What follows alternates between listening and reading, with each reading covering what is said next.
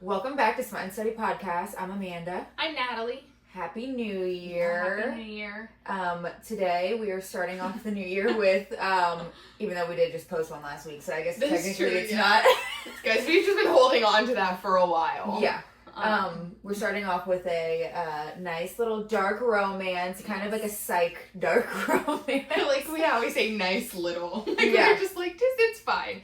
I'm just going to read you guys kind of the synopsis of the series. I never heard of the series. Amanda was the one that found it, discovered it, and was like, oh, it's really good. So then I read it. So I feel like there probably will be it's called the Dance with My Demons series, and pretty much it's 4 little books. It's about like these kids kind of in a psych ward. I found it through Book Talk because I like listening to audiobooks sometimes. So I like heard the recording of a narrator that I really like, and I was like, what book is this? So then I literally found the books, and I was like, okay, well now I have to listen to these. And I literally called Natalie, and I'm like, yo, these books are just like the perfect little dark romances, and you could read them and probably like, you could read the whole series probably in like a weekend. Yeah, probably. They're just like small. Yeah, they're ones, small. but So that's why we're making this just all 4 books. Yeah, one video. But so again, the series is called Dance with My Demons. And it's not really a romance, it's a dark romance. And it really is about like surviving each other and just survival in general. And it follows a female protagonist who has spent her whole life shaped by like trauma and abandonment.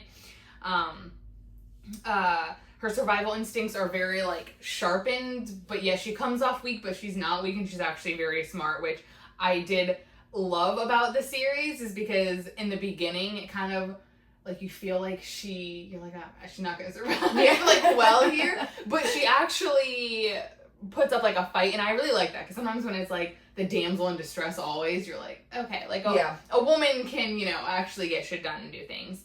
But anyways, she's not naive, she's not weak, and not untouched by darkness, but she has spent years keeping her demons contained, buried under routine and self-control. That control shatters when she becomes entangled with a group of men who live inside the darkness she tried to escape. These men are not saviors, they are predators, protectors, and punishers, sometimes all at once. Yep. That's really funny. So basically it follows, a few people. So Avery is the main girl, and the boys are Gray, Theo, and Damon. And it basically centers around this center called Lilydale. And it basically, it's like a juvie for, I think, like younger adults. Like, I don't mental health. Yeah. It's like a mental health juvie, but it's not really for kids though. Like, it's they're like 18 like, and stuff. Yeah, they're like above 18, early 20s, where instead of going to jail, they like, the court system thinks that they would do better here because most of these people have like some sort of trauma or have like come from like effed up like situations and stuff. So Avery ends up in this Lilydale or whatever, and like immediately, like I'm pretty sure within like the first like, I don't even know, like 20 pages of this book, it's like already, it's just like she's like eating lunch, and she's like, yeah, this guy like won't stop staring at him, and he looks like pissed off, and you're just like, yes, like immediately, like already. But again, this is more of like a Why Choose series, and we really like those. But if you're not into like the multiple, I don't want to say your phone's listening to us. I don't want to say spouse situation, but if you're not into like sharing, then you probably won't really like. Yeah, this isn't for you. This series, because it is very dark, and it starts off as like her and like Gray, and Gray's personality is very psycho killer, I feel like. Yes, like a funny psycho killer. Yeah. I think. And it kind of just starts off with like the two of them, but then Theo and Damon like also enter the mix, and like they all love her, and like, it's one of those books. It's very good. It's a very quick and easy read. Very dark romance. I think a little bit like the mental health kind of behind it, where it was just like everyone had like their specific background, but it almost gave like what should have been a weakness gave them like their strengths. Yes. In that sort of situation. I mean, I feel like I literally thought it was funny because at the very beginning it's kind of like, okay, they show you Avery and then, which, this is all in the first book, Unhinged, but they show you Avery and you're kind of like, it jumps right into like her going into this Laydale place and you're like, what the fuck did she do? You know? And like, you only hear like a little bit about it. It's like, oh yeah, she burnt down her house with her father in it, so they are trying to accuse her like, oh yeah, you killed your father like purposely. So that's why she ends up in this place, which like she doesn't even want to go to this place. At this point she's like, just put me into prison, like I don't even care. She like gave up on this life. place isn't gonna do anything for me, blah blah blah.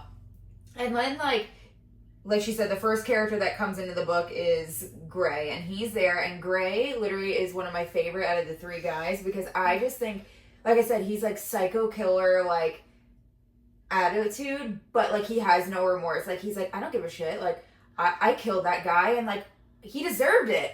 I don't think anything was wrong with the way that happened, and like, it almost comes off as like a belittling, like innocent, where he's just like, he's like, I didn't do anything. Like, he, like, genuinely believes that, like, he was in the right because X, Y, Z. Yeah, he's like, no, they deserved it. Like, he called me a bitch, so he deserved to die. Yeah. Like, that's just, like, how he is, and, like, he just laughs about everything. And they have, like, classes in the center, and, like, even, like, before they were even, like, a thing, like, she's, like, trying to pay attention, and, like, she's describing it as, like, his desk being, like, next to hers, and, like, just staring and like smiling at her like the whole time in class, like just super unhinged, literally, of just being like, could you just imagine like some guy just being like some crazy guy staring at you? And Avery, obviously, she's like, I didn't do anything wrong either. Like, yes, the house one, obviously later in the book you find out what really happened. Her dad like pretty much abused her whole life and had like people, his friends, like have sex with her, so then she won't try to kill herself. And then the house was on fire. She didn't know that her dad was in it. Yeah. So she didn't purposely try to kill her dad. I mean, does she care that her dad's dead? Probably not. But can you blame her? Yeah.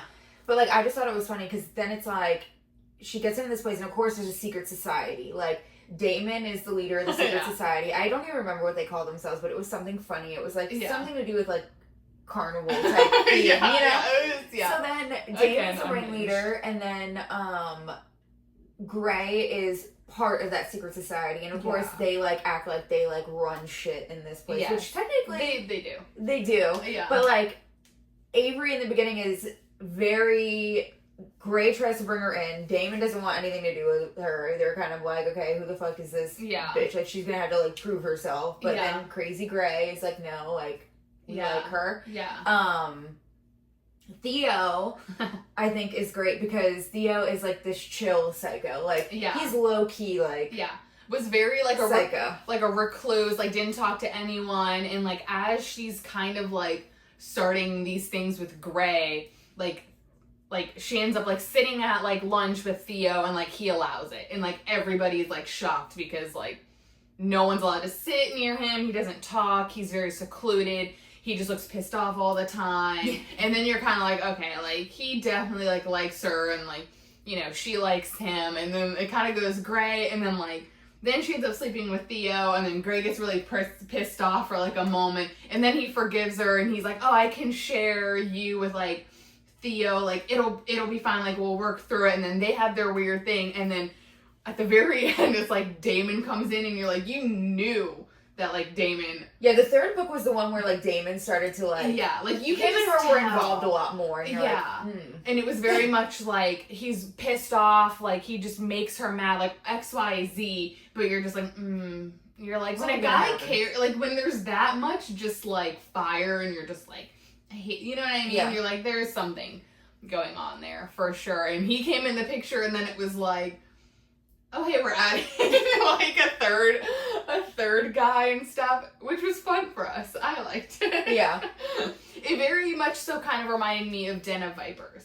Oh yeah, but definitely more psychotic, I think. Definitely more psycho, but just the sharing aspect of like these men, and they all had different personalities, just like Den of Vipers kind of does, where it's like, you know, where the like he's like cuckoo, and then you have like the boss leader, and then you have the one that's like, don't fuck with me. Yes, exactly. And like, I will say though, the one thing that kind of annoyed me was obviously like her and Damon were the last to get together. Yeah.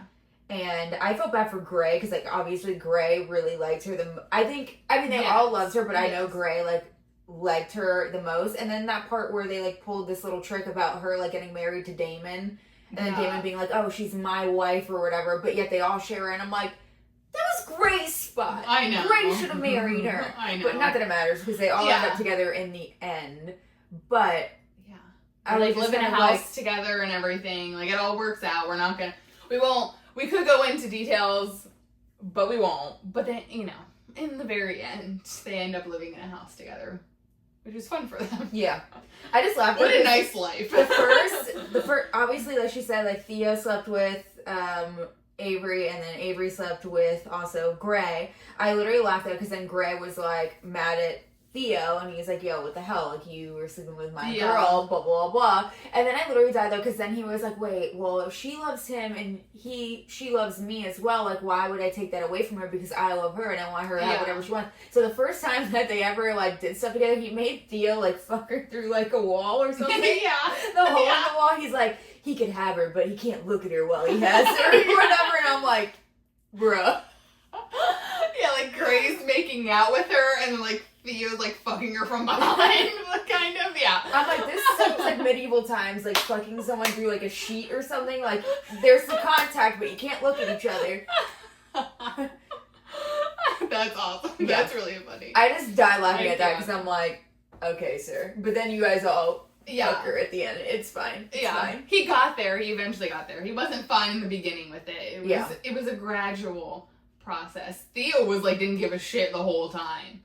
He's like, I know I care about her. She cares about me. She can do whatever she wants. Yeah, he's just like the chill one. But I also literally, the good thing about these books were that it's just literally like, it's so lighthearted, and obviously in this book they're like, there's so much more that we didn't even talk about, like with people taking over something and blah, blah, blah. Yeah. But the plot was very good. Like, the actual storyline was good. And then, like, I literally die, though, because it's just, like, it's psycho people literally, like, oh, we murdered them, but everything's fine. You're good. You're a good person. It's just psycho people literally making other psycho people, like, they're literally gaslighting the shit out of each other, even though they're not trying to. But, like, as a normal person, obviously, that has no mental health issues, you're thinking in your head, you're like, no, you did some fucked up shit. Yeah, you're like, okay. Obviously, it's a book, so it doesn't even matter. But at the end of the day, it was funny. Yeah. I personally liked it just in that aspect, just because I was like, it's a bunch of psycho people telling people it's okay to kill someone. You're fine. You're still a great person. To, like, let that darkness out. Yeah, it's okay. Exactly. We like it. Yeah. It's fine. But yeah, so if you're interested in this series, I hope we really sold it to you. We have it on our Kindles. I didn't buy the actual books just because they were like 200 and some pages. Yeah, but I listened to them on audiobook, which is good too, because it was two good male character narrators, and then the girl was good as well. So. Yeah. So either audiobook or Kindle is what we'd probably recommend, or if you just want to buy the books and have like the sexy covers stare at you, you could also do that. But that is our dark romance start to our 2026. So hopefully you guys enjoy it. Yeah, literally. Okay. We'll see you next time. See you next time. Bye.